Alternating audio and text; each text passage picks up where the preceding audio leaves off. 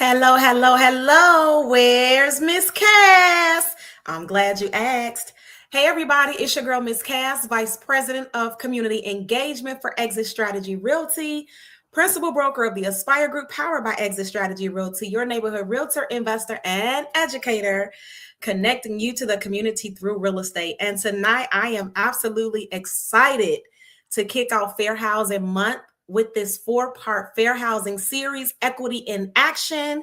And I'm even more excited to share with you guys someone who is near and dear to us in Chicago and Illinois, and safe to say all over the country and the world, because he's actually flown out to a few different countries as well. But I want to also, before we get started, take a moment to thank Facebook for joining. Thank you, LinkedIn. And if you are following this on YouTube, thank you, thank you, thank you. This is going to be a very engaging session tonight. We have an hour together. So we are asking you guys to engage, empower yourselves with the information. And the goal today is to hopefully leave you a little bit inspired for the future. So without further ado, I want to take a moment to introduce my guest speaker. So please join me in welcoming a true leader, advocate, and change maker in real estate and housing, Ezekiel, Mr. Zeke Morris. I refer to him as Mr. Zeke. Zeke is the managing broker of Exit Strategy Realty EMA Management, located 7300 South Cottage Grove Avenue in the 6th Ward in the Greater Grand Crossing community. And we are also the home to the Frank J. Williams Education Center. More about that gentleman very, very soon. Mr. Zeke serves on the executive committee for the National Association of Realtors, where he most recently held the role of 2025 party director. He made history as the first African American president of Illinois Realtors of the Year at both the state and the local levels.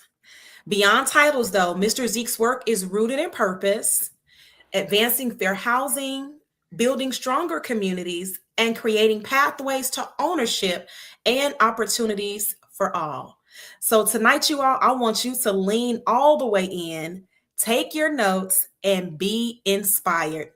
Mr. Zeke, thank you, thank you, thank you for joining us tonight. How are you, sir? I am great. It's great to be with you tonight, Miss Cass.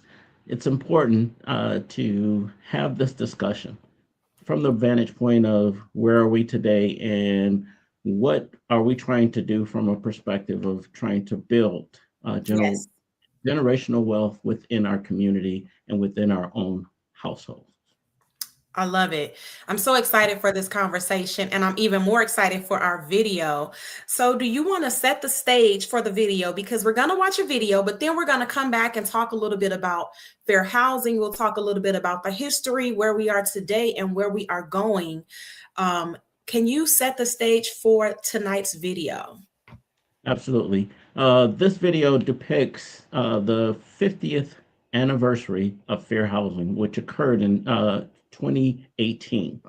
And during that time, it just kind of we took the time as an industry to look at where we are in terms of fair housing and some of the trailblazers that still exist within our industry. And one of the most important in that time frame is our very own Frank J. Williams. And so, without further ado, I just want to just take a moment and allow you to watch this 5-minute video, and we can move. You can at this point start to do that. Awesome. So, I am going to mute myself just to make sure I'm not talking during the video.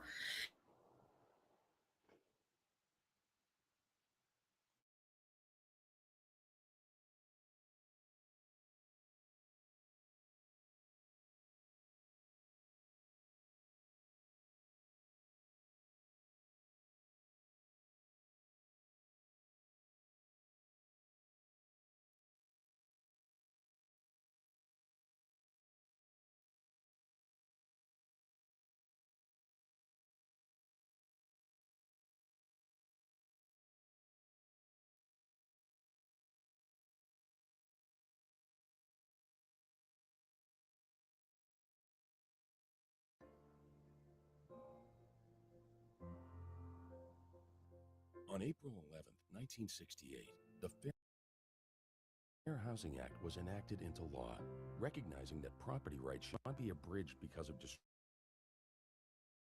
discrimination.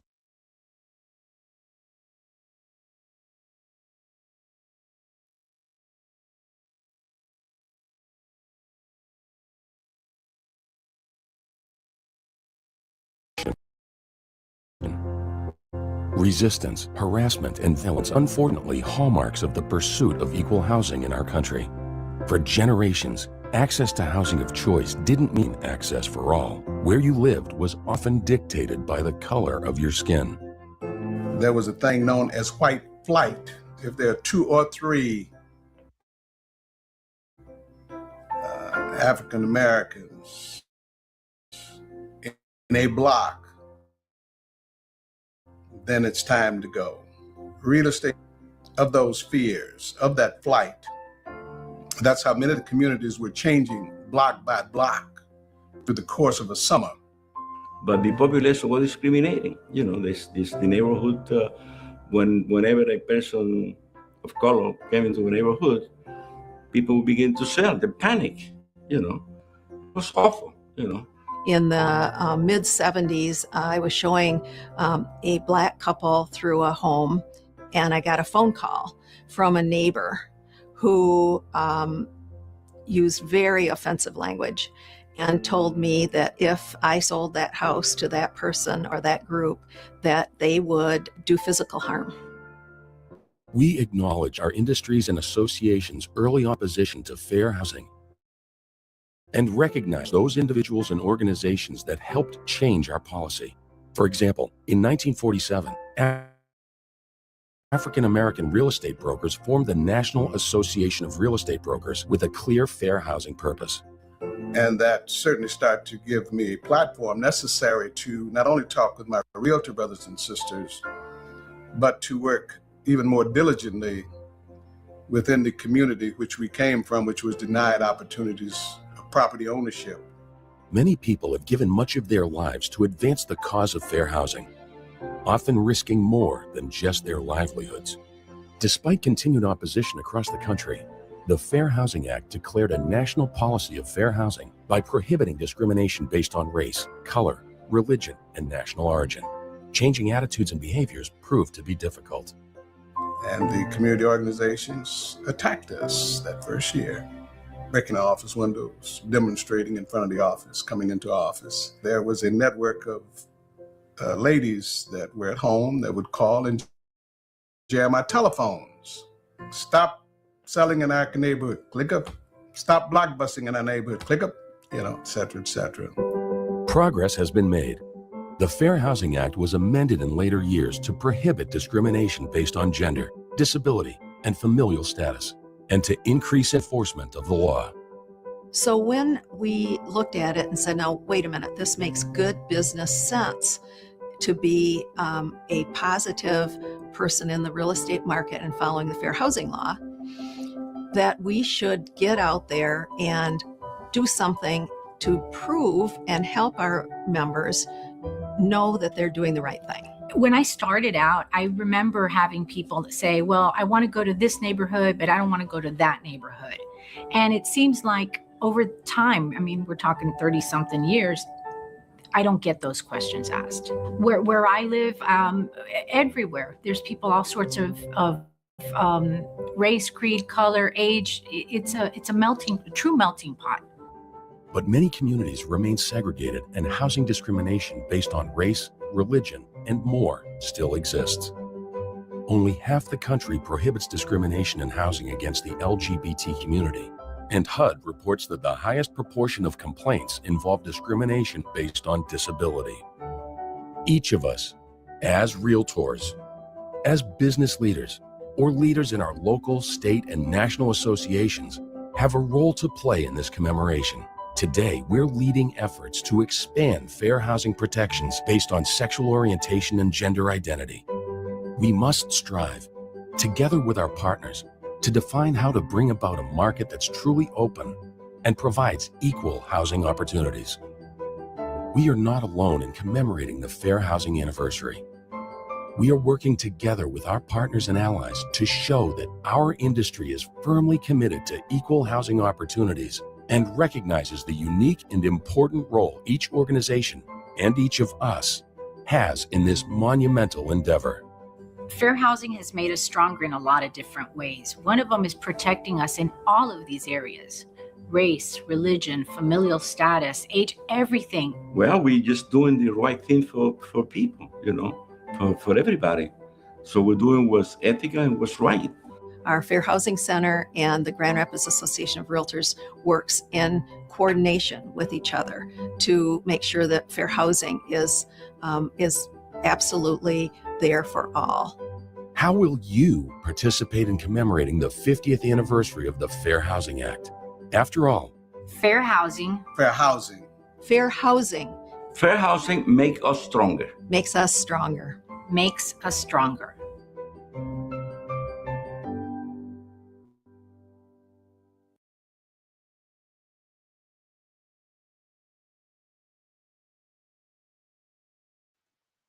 Well, thank you, Ms. Cass, for playing that. Just wanted to give you some insight in terms of what happened. This is what we talked about in 2018, and Yes. and this is something that we're still talking about today. And so, fair housing is what we say is what we stand for, and the difference. What is the difference between then and now? So in 1968, we had basically, it was called Title VIII. And Title VIII was the Civil Rights Act, basically stating or prohibiting housing discrimination. And that was signed into law April 11th of 1968. And so Okay. here we are today, and let's just do a small comparison of what we had back then in terms of home ownership. Let's look at, so back then, home ownership was right around 69% for white folks, 42% for white folks, for Black people, 58% of the Asian population, 95%, 45% for Hispanics. And today, those numbers are still pretty similar. We have the white community at 73%, so they've actually increased. The Black community, we're at about 45%. The Asian community is at 63%, and the Hispanic community is at about 51%. Now, before the Fair Housing Act, we had a lot of things that we've had to overcome. One, let's just start back in 1789, the Fifth Amendment to the Constitution gave the right to property. But the Dred Scott decision of 1857 declared that African Americans could not be citizens and had no right to that white citizens were bound to respect. In 1863, we had the Emancipation Proclamation, which all persons held as slaves were to be declared free. But with that came in 1866 the Civil Rights Act, which declares that all citizens have the same rights as white citizens to own, occupy, and transfer real estate. In 1896, you had Plessy versus Ferguson. That said that the rule was separate but equal. So it was lawful to keep us separated from all of the other things in terms of life. In 1908, we had the founding of the National Association of Real Estate Boards, which has come today to be known as the National Association of Realtors, which allows local boards to execute or exclude African Americans and women from membership. Now, thinking about us from the 1916 to 1970, we had the Great Migration, in which we migrated from the north to take advantage of industrial employment.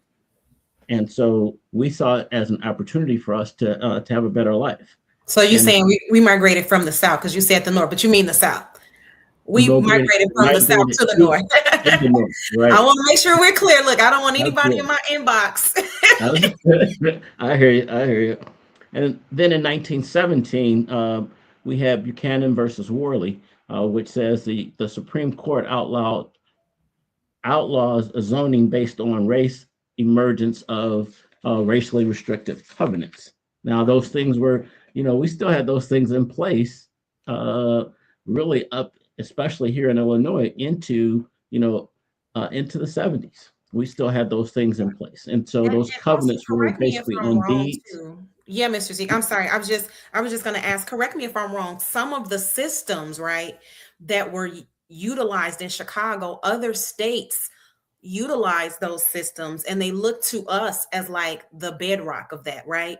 Those Absolutely. systematic policies. Can you talk a little bit about how Chicago kind of shaped that practice throughout the rest of the US?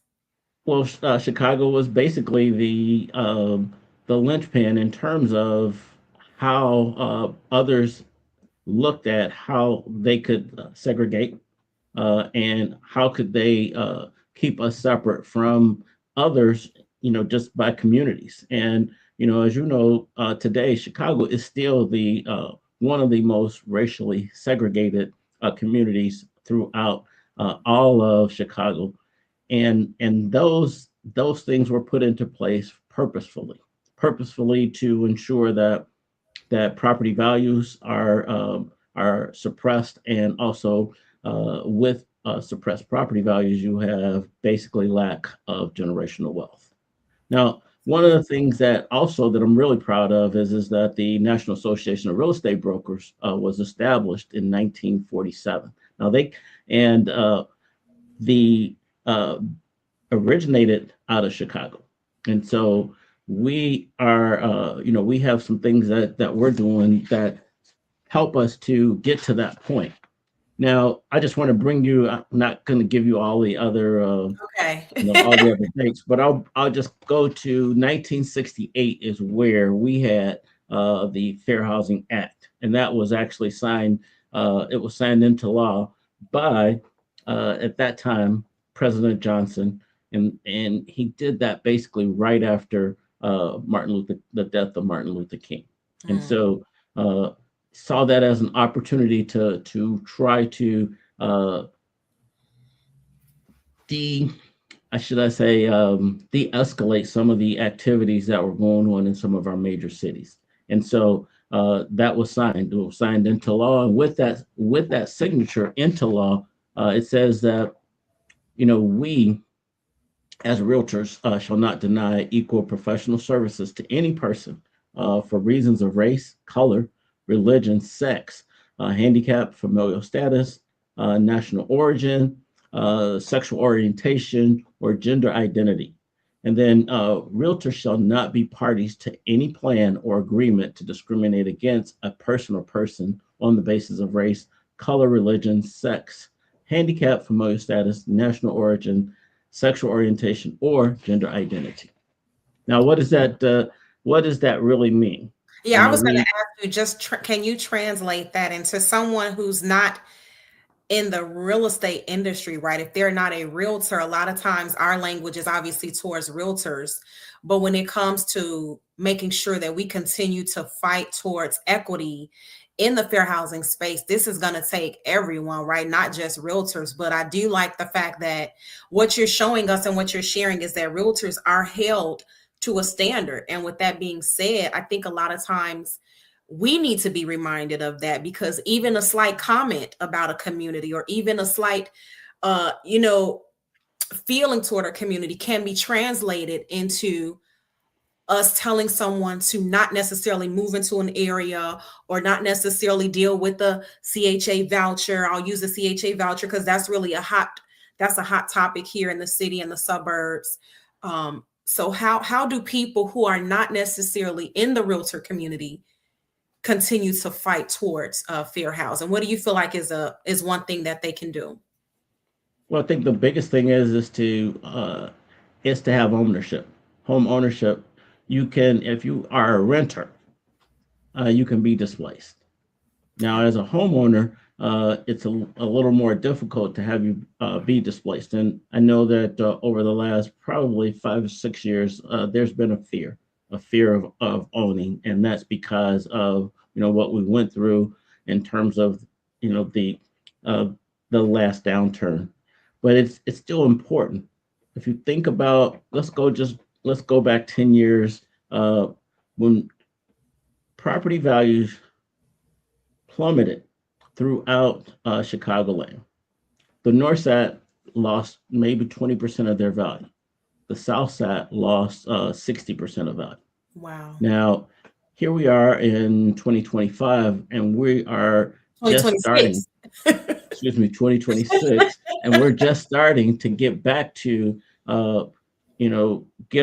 we haven't fully recovered from that point. We're still probably about 20% behind where a lot of other folks were in terms of other communities.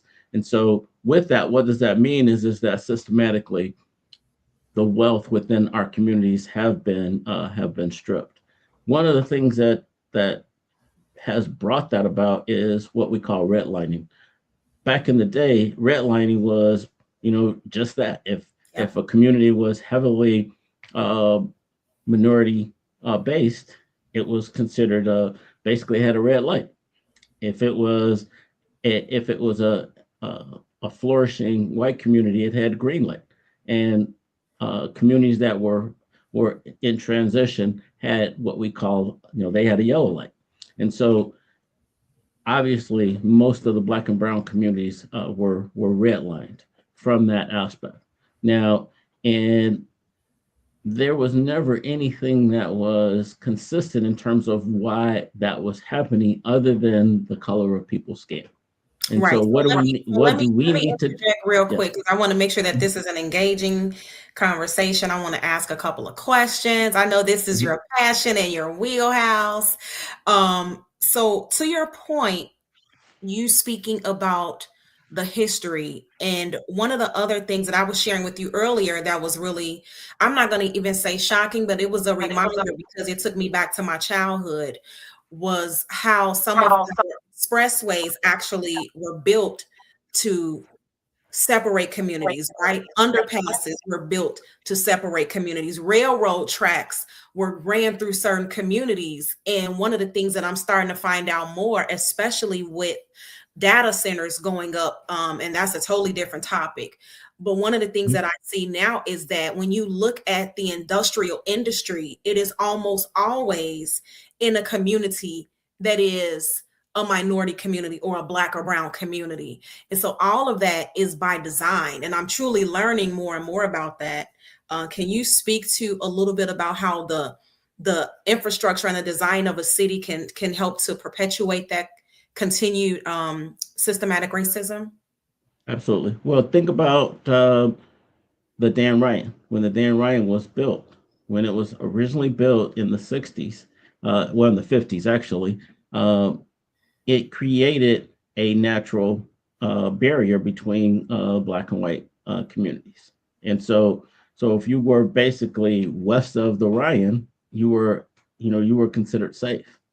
And so over time, that has, people have, we've continued to migrate further west, and while we're doing that, the other folks have moved further and further out, and more so into the suburban areas, and they're now returning to our communities to basically to recapture the land. Because one, think about the lake is the most basically important piece of land that you have in terms of the Chicago border. So if that is taken away, then the value is depressed. And so what what we need to be doing is just looking at what can we do to continue to get infrastructure reinvested in those communities. So you can go from the lake all the way from Roosevelt down to basically the end of the city line. And those are areas of value, and those are areas of value for that have been predominantly held by African American or Black and brown communities. That's very interesting. One of the things that I realized, again, at the Quantum, they had a Quantum and community meeting a couple of weeks ago. And so one of the things that was very shocking to me was the fact that there are other cities that rely on our water. There are over 100 cities that pay Chicago for water. And so that we talked about, being having something there on that land, right, utilizing so much water, how that could potentially put not only that community at risk, but all of us, because all of us rely on that water. But it just, again, goes to tell you how much some of that redlining and some of that systematic racism continues to show up in our day-to-day. And sometimes we don't even realize how prevalent it is, where everybody's going day to day trying to survive, but this is something that is continuing to happen.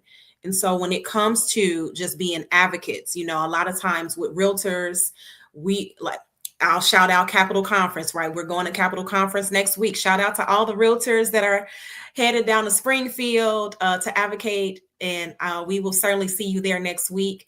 But outside of that, what are some things that community organizations can do to help our communities as it relates to stemming some of this racism that has been created through fair housing?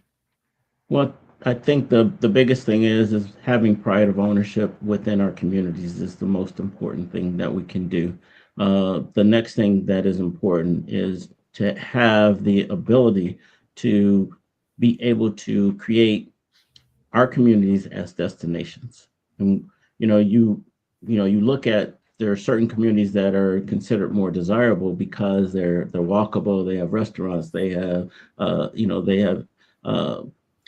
grocery stores. All those things. They have great schools, and so we just need to continue to work towards having that be the hallmark of all of our communities. I mean, I understand that there is issues as it relates to property taxes. As you know, we are, our communities are being hit very highly with property taxes, and so those dollars need to be translated into infrastructure within the community, and we should hold the folks who deal with that. We need to hold them accountable to that, and so one of the things that Markey always says is that closed mouths don't get fed. That's right. And so we have to speak up, and we've got to do what is necessary in order for us to create generational wealth. One factor, just think about it from this perspective. And the white families have wealth that is on average 8 times what it is for the Black family. Now, and how does that happen? It happens because of home ownership is one of the major causes. If you think about home ownership, it is in most people's lives, it's the single largest purchase that they will ever make in their life. And so having that as a thought process, we should be encouraging folks to not to be afraid to be a part of that process, but to embrace it, embrace being a homeowner, and from there you can grow. I'm a father of 3 kids, and I'm proud to say that all 3 of my adult children are homeowners, and beautiful homes. Oh my goodness. Yeah, and so it's important, and so they will have, one of the things that Warren Buffett said is that generational wealth comes from or begins from owning homes. And so with that, what we want to make sure that we do is encourage our kids or our kids. And then the other thing that I want us to think about is a lot of times we look at saving, or we want to leave for our kids after we die. Mm-hmm. I believe that it's important to help them now so that they won't need they will be able to achieve their own because they've been helped. Now, one of the things that Warren Buffett also says is that what you want to do is you want to leave enough for your children for them not to be able to not do anything, meaning that they can't live off of what you leave them. They have to have their own gumption and they have to do their own thing in order to make what you're leaving them of value. And And so what you just said is so powerful. I feel like one of the things that we are missing as a community is the understanding of passing the baton, right? Passing the property to from one family member who may have passed on, who may not be in the right mental state. I'm dealing with that now with my mother who has dementia. And so one of the things that I feel is missing, shouts out to Miss Edna. Thank you for joining, Miss Edna. Thank you for commenting. One of the things that I feel is missing, which is why it was important for me to do the estate planning a couple of weeks ago with attorney Mario Reed, is a plan to pass property from one family member to the next without making it a burden. Can you speak to the power of estate planning and how that can also help us in terms of building that foundation for generational wealth?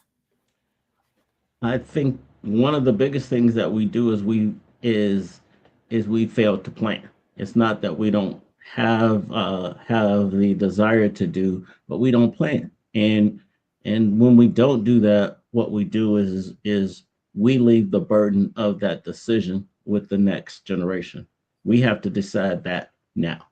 And so take time and spend time with your kids to explain to them what your desires are, so that when the time comes for transition, they already know, and it's explained to them, and have the ability to take some estate planning so that you can help them to grow. And one of the things that we learned a couple weeks ago is that you can start wherever you start. Yes, And then that once session you was amazing, honestly. yeah, Shouts out to attorney Mario Reed. If you guys are listening to the sound of my voice, if you do not have an estate planning attorney, this brother is a blessing. I'm telling you, he spent hours with us at our Southside office, and really housing preservation, property preservation, wealth preservation is what I've really been focused on this year. I've really been focused on workshops. So we did a workshop with taxes. Shouts out to Linda Joy, Senegar Munoz of Raid in Bromsville. This has really been a big area because I know that our communities have a gap. And so how do we fill that gap? It's through education, right? It's through accountability. It's through best practices. But yeah, that session was amazing.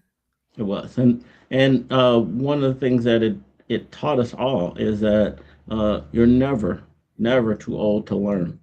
And we all should seek to be lifelong learners. Yes. And as things change in our lives, we're better off. And the other thing that attorney Mario said was, if there's something that he can speak to that will allow you to do better than he did with it, then that's really what we're about, which is to pass it on, and Absolutely. live through and make sure that people understand that that's really what life is about. And my thing is that if God has intended it for you, then that's for you. And Can't so, nobody touch it. but he wants you to share what you have with others. And the That's more each one, the old saying, each one teach one. And if you can do that, that's how we as a community change. We change the dynamics of how we operate. I love it. So we are in the middle section of our hour tonight. I just wanted to take a moment again to thank you all for joining. If you are just joining tonight, we are celebrating Equity in Action, a fair housing 4-part series hosted by yours truly. This is session number 1 with Mr. Zeke Morris, and we are covering fair housing, but some of the other elements in how we continue to push our communities forward into the right direction. So if you're looking at us on Facebook, thank you. If you're watching on LinkedIn, we appreciate you. YouTube, we have not forgotten about you. Thank you as well. This is an opportunity to engage, ask questions. If you post a comment, we will see it. If you have a question, especially on Facebook and LinkedIn, feel free to post it. Thank you again, Ms. Edna, for your comment. I just wanted to kind of set the stage for anybody that may have been joining or joining us late. And so, Mr. Zeke, in this second half, what I really want us to focus on is how do you see? Because I think you were talking about this, right? You said that in 2018, that was the 50th year anniversary of the Fair Housing Act of 1968. You talked a little bit about where we are, talked a little bit about what we need to do. That's a lot of work. So what do you say to somebody that feels like, you know what, I want to own? I know that ownership is the key, right? I know that that's a foundation, but I'm afraid. What do you say to someone who's thinking about it, but just maybe they've had some trauma in their family, based on the past and restrictive covenants? What do you say to that person? Tell them to don't fear the process, embrace it. That's number one. And wherever you are is where you are. So start there. And so there's no sin in being not prepared. The sin is not to move forward, to get yourself prepared. So that's number one is looking at what you can do to change your dynamics. And that could be something as small as, saving, beginning to, we are a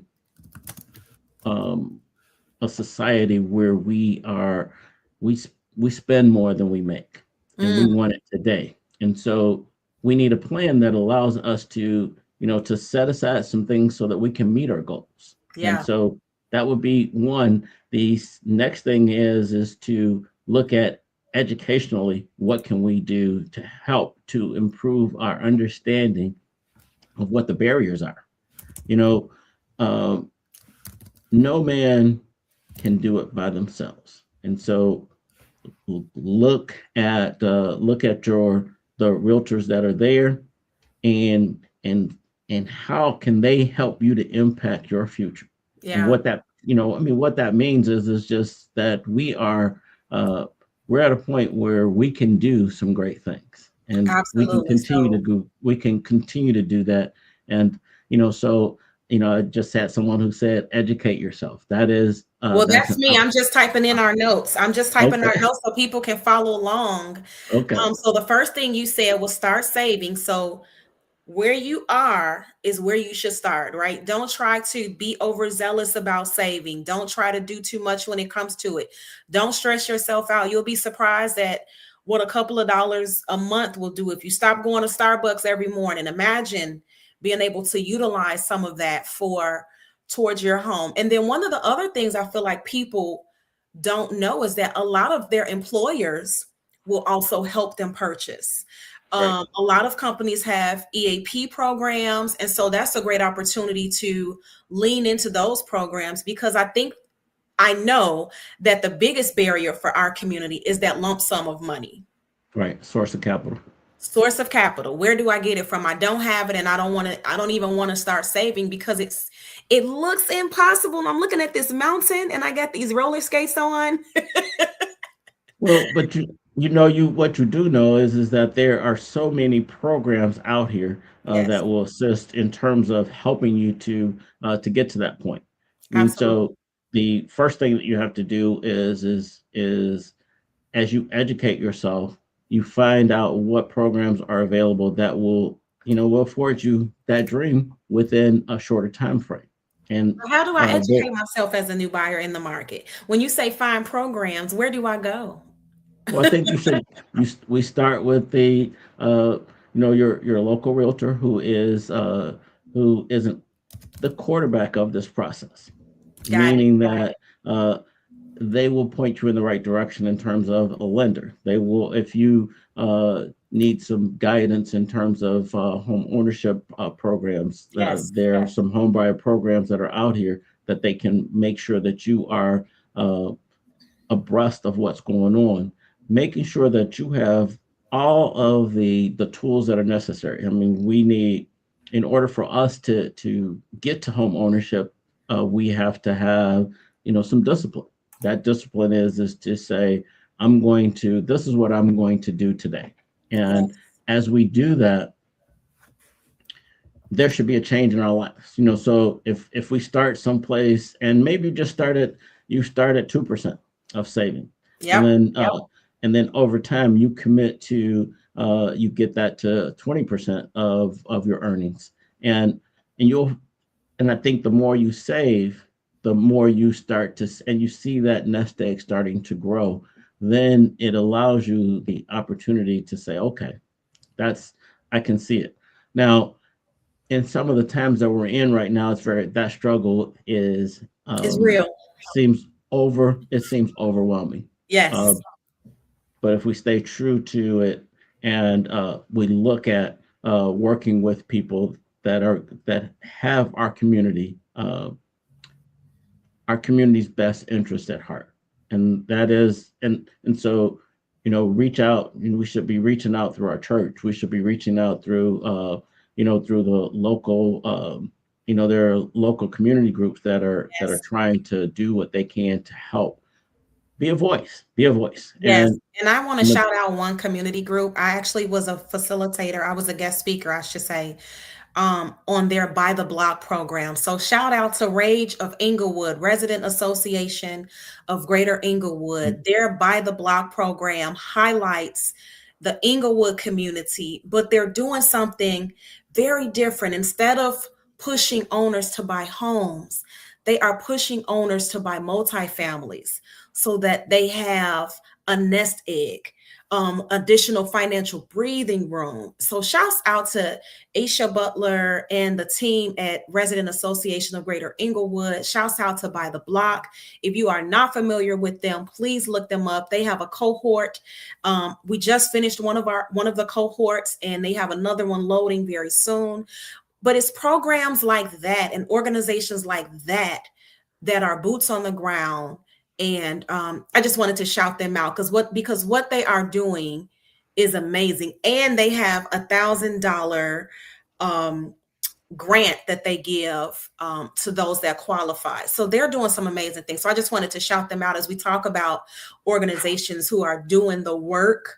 I would be remiss if I didn't shout them out. And the other thing that folks should understand is that, and the reason that they're looking at it that way is that if you have a 1 to 4 unit, it's still considered a single family in terms of that purchase. Yes. And with that purchase, it can be as little as 3% down, or maybe 5%, depending upon the how you are looking at or working with your lender. Absolutely. But what comes with that is that the individual who actually can get a 4 unit, you will have three other incomes or 3 other rents that will help to pay your mortgage. And that is monumental. It's just Absolutely. over time. And so don't think that your first home has to be your forever home. It is not, and that's the narrative that we've pushed, and now we have to eat those words, everybody. This property is not your forever property. We promise you this is only a stepping stone. Do not get emotionally attached. This is your business asset. That's the one thing that I try to tell people. This is a business asset. This is not going to be your forever home. Now, we going to work on you. We going to work on your credit. You're going back to school to get your degree, right? You're getting that job promotion. And we coming back in 2 to 3 years, baby, bigger and better than ever. But don't get so attached to this property. This is not your forever home. And that's really our fault as realtors, because we say, we're going to find your forever home. We will. But for a lot of us, that is not the reality for your initial home, right? This home is a stepping stone to greater things. Absolutely, and that's why they call them starter homes. That's Starter. It is to get you started, and it will help you to leverage to that next level. And you can do, you can do that over 5-10 years, however you want to do it. If you imagine if you could do that every 5 years and be able to maintain what you already have, Yeah. you would be in great shape. And the younger that you start, the easier it is. It's just like when you start to save. If you're saving at 20, it's different than starting at 50. And Absolutely. so and and so what we have to do is just again become disciplined and have a plan. And it's never too early to have a financial planner to help you to put yourself where you need to be. And a lot of times we have agencies that will help you with your financial plan free of charge. And places like Rage does that. They help you to put your plan together. You look at that. You look at places like NHS, they will do the same. So there are just several industry community engagement programs that are out here for us. Yeah, I'm just typing something. If you guys are interested in learning a little bit more about these agencies, you can go to the city of Chicago and type in HUD counseling agencies, because these agencies are there to provide resources for us, not only at the inception of ownership, but all the way throughout. NHS does the PITI, where they'll look at your mortgage and see if you need to change some things in your bills, right? They'll look at the interest. They'll look at so many different things just to make sure that you can stay within an affordable range. They might offer some suggestions, right? They offer budgeting. The other thing that they offer is foreclosure prevention, to just help us understand the signs of foreclosure, because sometimes that whole process can cause us to not want to get out and share and say, hey, I'm struggling, I need help. And so these are resources that are here in the community. We got to be ready to seek it, and we have to be receptive to the information and take action. Right. And collaborate. Collaborate. That's if we collaborate within our community, then together we can all achieve more. I wanted to just take one moment to talk about a report. It's called the Sheba report. Yes, and And then we're going to jump to appraisal bias. So okay. we got about And 12 minutes.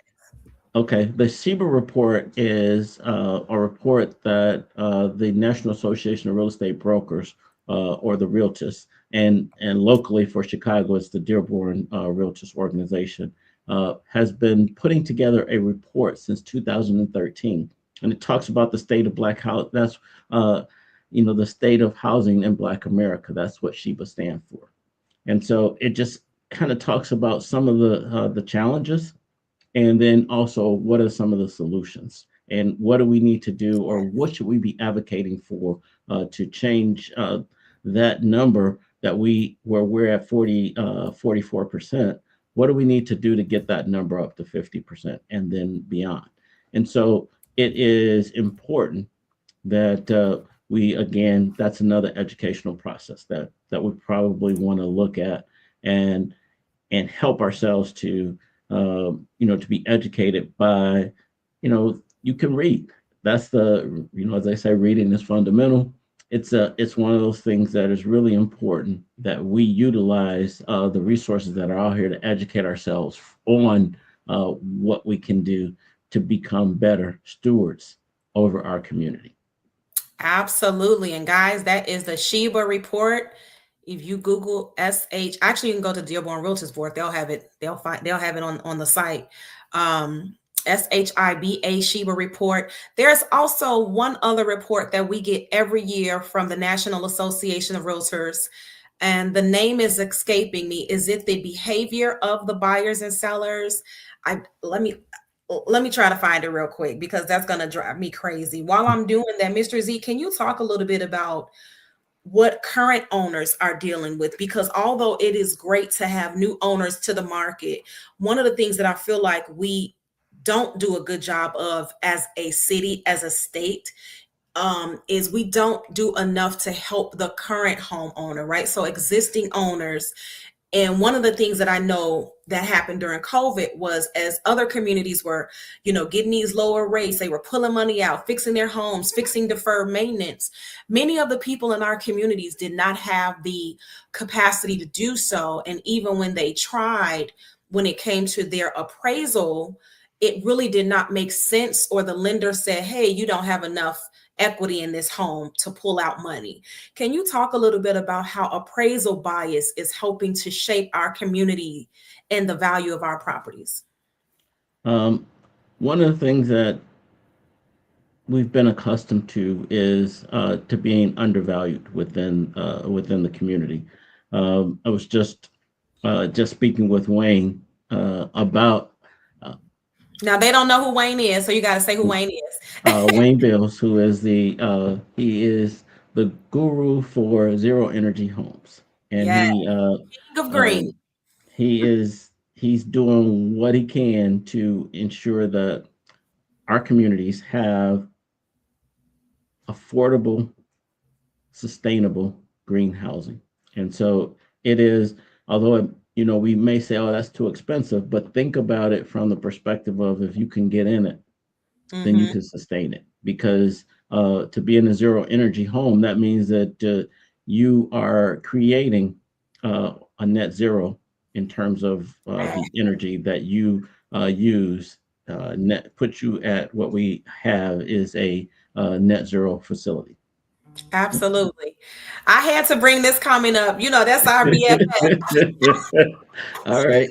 Hey, Lennox. Hey, Lennox. He said, have me as a guest, Urban Equities. Why the name? How does it play out through the lens of a developer? Yes. In Black and brown communities, deal underwriting and appraisal. You next up. We got you. And listen, we miss seeing your face, so please stop by our office. We used to have some outstanding and amazing conversations. So shouts out to Lennox Jackson, you guys. If you are not following him on LinkedIn, he is somebody that you definitely want to know if you are interested in playing in the development space here in the city of Chicago. So special shouts out to you. There's your commercial.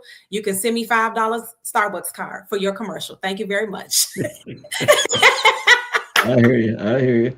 But and from the just to think about it from an appraisal perspective, if we don't if we can't move forward the values within our community, then how do we change that dynamic? And that is really important. So and so there are a couple of things that happen. One is, if you are not able to pull equity from your home because it's there, our appraisers are saying it's not there. Yes. And if they aren't able to, or I shouldn't say aren't able to, but if they don't, or they choose not to look beyond the the 5 or 6 blocks around where you are, and make some changes to ensure that so if you have the issue is if you build new construction in a community, that should raise the values of the other homes within that community. And the way we sustain that is by allowing folks to pull funds out for the purpose of reinvesting within that home, and then creating other things for us. I mean, traditionally, what we've done in our communities is we have that's how we sent our kids to school. And we used to have communities that were recession proof. Yeah. Chatham used to be recession proof. Yes, that it is it's no longer the case. And wow. So we have to continue one home at a time, restoring the values. And the way you do that is to reinvest. And we have to teach some of our homeowners how to reinvest, and then not just allow them to be deflated because you have other things coming into the community, or other folks coming into the community. We still need to be able to reinvest and hold our own. We can't sit by and allow our properties to disintegrate while others improve. And so we have to figure out how to do that. Now the appraisals are what we consider the new redlining. And what I mean by that is so if I can reduce your value, systematically I can destroy your community. And And it's happening. so And it's it happening. is. It definitely is. And so the importance is, and what that does is it prevents uh, newer construction from coming as well, because you can't get the value. And if you can't get the value, what do we do? As you put your developer in a position to try to cheat, because they got to make money. And so if we can raise that tide to a point where appraisals are now equitable from the perspective of, if I'm investing, we've looked at a lot of different ways of changing that. Like, for example, you have there are a lot of communities where people have made improvements in their communities, but we as Black and brown folks tend to hold on to our properties a lot longer. Mm-hmm. And so that means that there's no sales. If there's no sale, then there's nothing to compare it. We call it a comp. And so there's no comp that will justify someone else coming in to try to do some things. And so what we are, one of the things that we've suggested is to be able to, when somebody makes a meaningful investment or reinvestment in their property, have that be documentable somehow in the system, so that we can, the appraiser can then legitimately use that to help to upgrade the community. Because if they're just looking at it, they may not be from the community. They may not understand the dynamics of how the blocks run or where they need to go. And so, well, if you're coming all the way from the northern suburbs, how could you? Right. Well, here's where we as realtors have to come in. Our job is to meet the appraiser. Yes. And to give the appraiser what they need for success. Because obviously, if we did the market analysis on that property, then we should be able to justify what we've done. And if we can do that, we should be also able to give that information to an appraiser. So as realtors, I feel like there's a big misconception on our ability to communicate. It is the lender who cannot communicate with the appraiser. It is not the realtor. We can actually meet them on site during the moment of their appraisal, provide comps to them that we've collected ourselves, and make sure that those comps are strong enough that it should support the appraiser's ultimate valuation. So can you talk a little bit about that? And I know we're wrapping up. So really quickly, in 20 seconds, can you talk a little bit about the ability for us to actually present those comps or comparables to the appraiser? Well, I think the biggest thing that we need to understand is the nomenclature. If we understand the nomenclature that an appraiser uses when they are doing their analysis, if we can, and we need to be able to speak to, are there any conditions that will help to, that they should be looking at? And if we said that this property was worth a certain value, why did we do that? Yeah. And so if someone has put $20,000-$30,000 into a property, then what can we do to make sure that the appraiser understands that? And so that should give some additional value. The other thing that you look at is how close is it to a park? How what other factors contribute to the value of that home going to where it should be. And so that's probably a conversation for another time. That's a totally different conversation. And let me just say this, while we're talking about appraisals, I want to really shout out Lutalo McGee, our Chicago Association of Realtors president, who has also been pushing this conversation for several years now. being in rooms where he wasn't always welcome, right? Having conversations when it wasn't always comfortable. So thank you. Your efforts and your work does not go unnoticed. Shimon Seals, that's my brother. Trifecta Lending says no checks and balances from non-biased stakeholders. You said it, we didn't. So hey, thank you for your comment. And shouts out to him, one of my lender partners.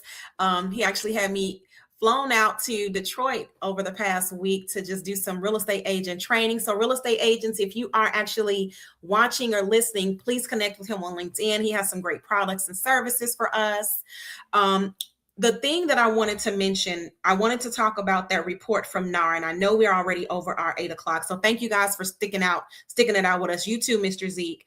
It's the NAR 2025 profile of home buyers and sellers, which highlights some of the, it talks about the different races and the different categories and a little bit of what you covered earlier.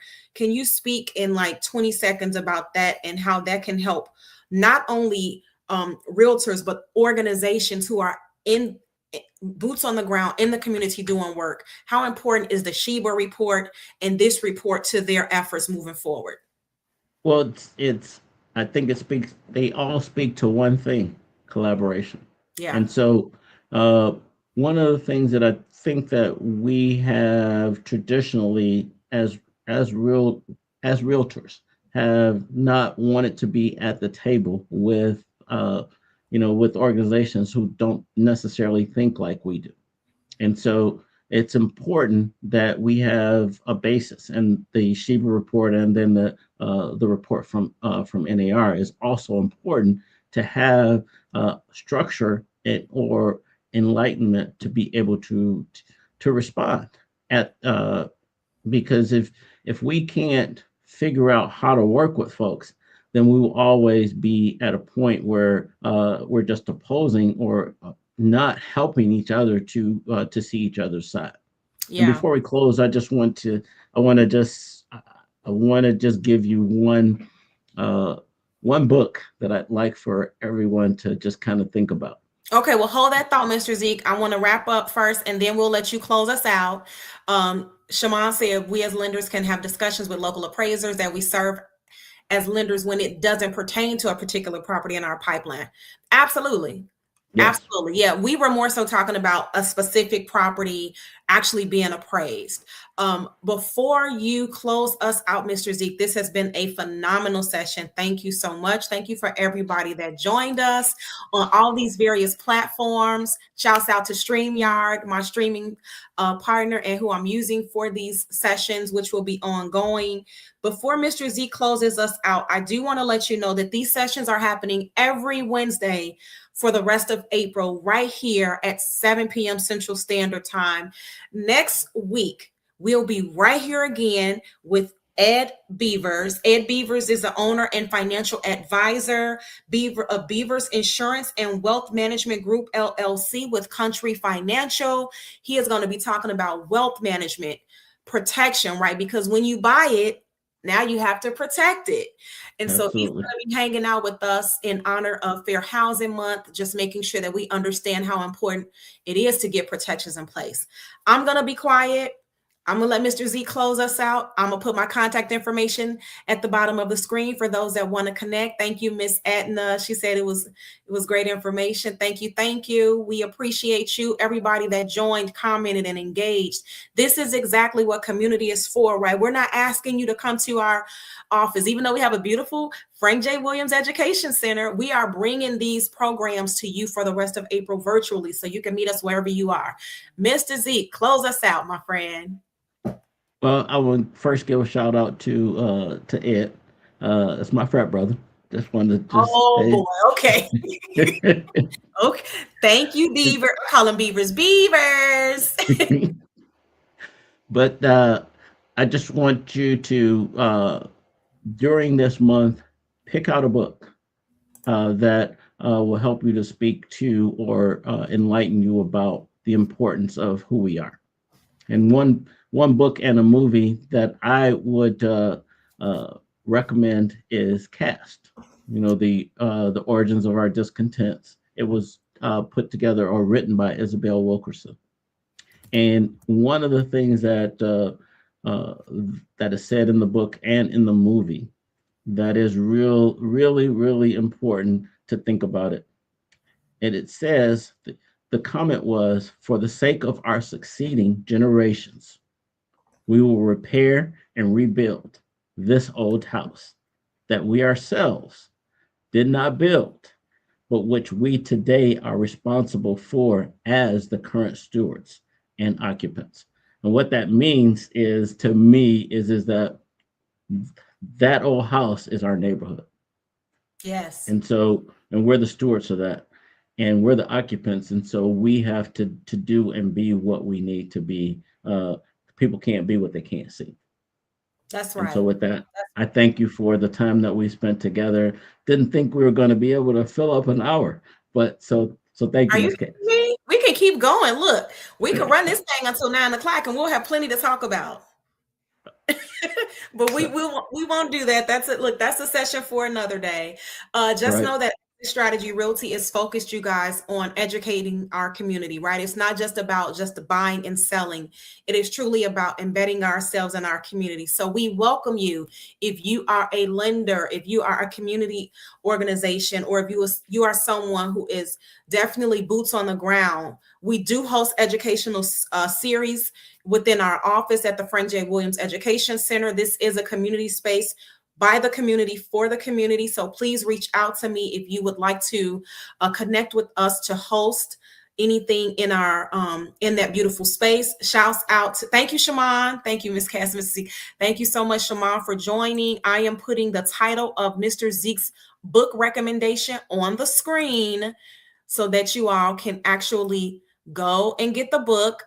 Now, I haven't gotten into Cast yet. I'm actually into The Color of Law by Richard Rothstein, A Forgotten History of How Our Government Segregated America. Another great book. Another great book. And honestly, it's a very emotional reading these. It's very, very emotional. But that's like, maybe next time we'll do a book club, right? Maybe we can fall into maybe some book club activity. But yes, thank you guys so much for joining on Facebook, LinkedIn, as well as YouTube.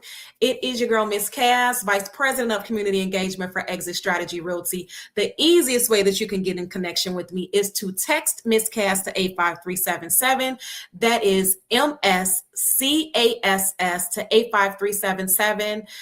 Again, thank you. And please make sure that we are doing our due diligence to help push fair housing throughout our communities. That's all I got. It's your girl, Miss Cass. Have a good night, everybody. All right. Bye-bye.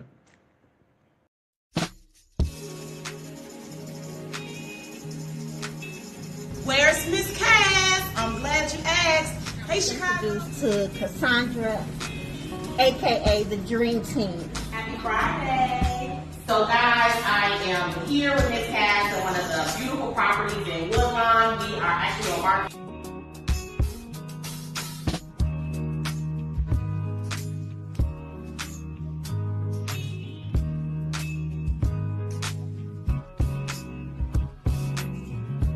How are the condos? Is a condo a good purchase?